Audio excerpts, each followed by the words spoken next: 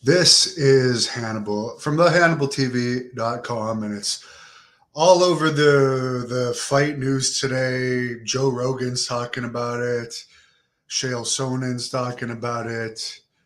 The Liver King, who is a somewhat popular YouTuber, has been, I guess, exposed for taking steroids. I guess the guy who was buying steroids from what I understand, was upset he wasn't getting any credit because this guy says that he kept his body from eating raw liver and stuff like that. I actually never heard of him till he was on Logan Paul's podcast earlier this year and actually tried raw liver after seeing it, and it wasn't bad. And I just checked out this guy's YouTube channel. He only has 230,000 subscribers. I'm at 245,000 now, so I'm actually surprised I have more than him. But looking at his one day ago confession that he takes steroids, he already has over 2 million views. And you look at his other videos, 10,000, 40,000, 78,000. I mean, he clearly has made money off of this confession. So you can't feel that bad for a moment. I looked up his social blade on YouTube, and it looks like at minimum he makes around 1.5K a month from YouTube. So it's at least that. My guess is it's probably closer to probably 5 to 10 a month. But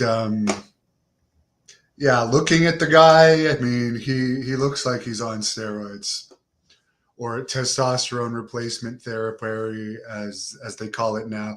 WWE wrestlers are, by the way, allowed to be on medically given testosterone and growth hormone, from what I understand.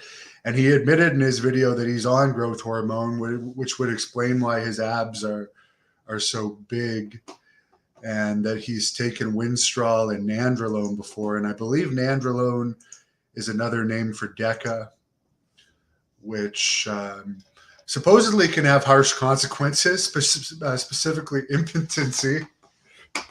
But Lex Luger said he was on testosterone and Deca.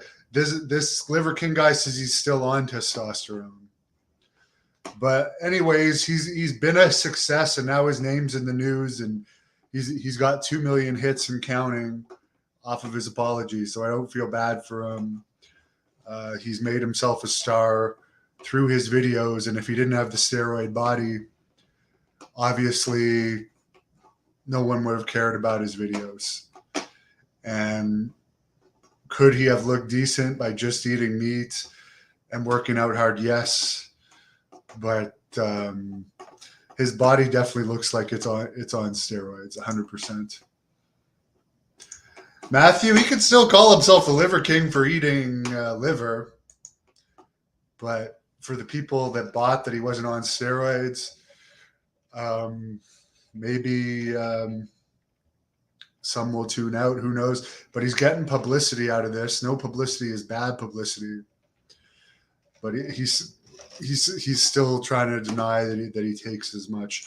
Colton, I've already interviewed Buff Bagwell, and he was fucked up in the interview. You can check it out. He canceled 2 times before he did the interview and showed up 20 minutes late when he did the interview. Search it up, Hannibal TV, Buff Bagwell. But anyways, I just thought I'd throw in my 2 cents. It's obvious he was on steroids.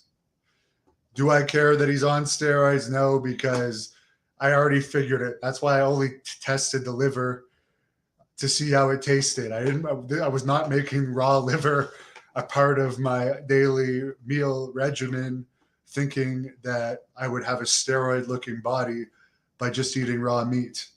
Because in the old days, you never saw people that looked juiced up.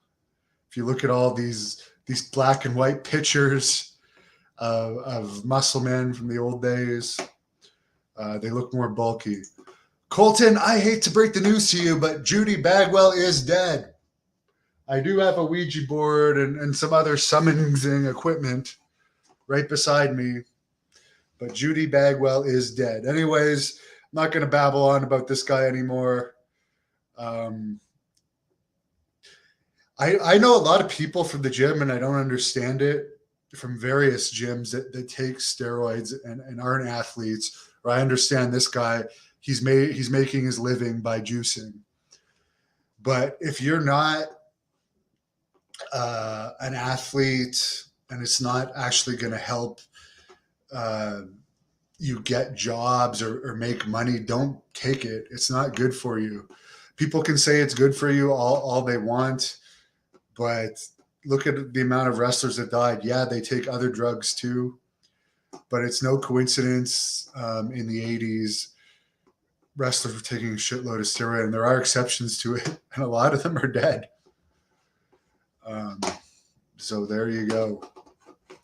That's why I'm happy I'm just a podcaster now. I don't have to have a phenomenal body. I just have to be in shape and have a healthy heart. Paladin says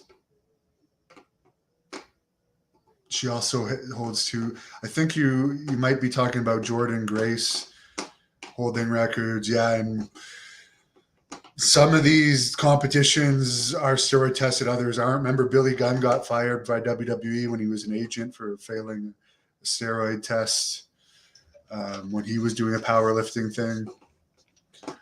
Mike O'Hearn, by the way, who's always had a lot of videos with Billy Gunn, still denies that he's ever taken steroids. I don't care. He makes his money off of his body, and he trains extremely hard.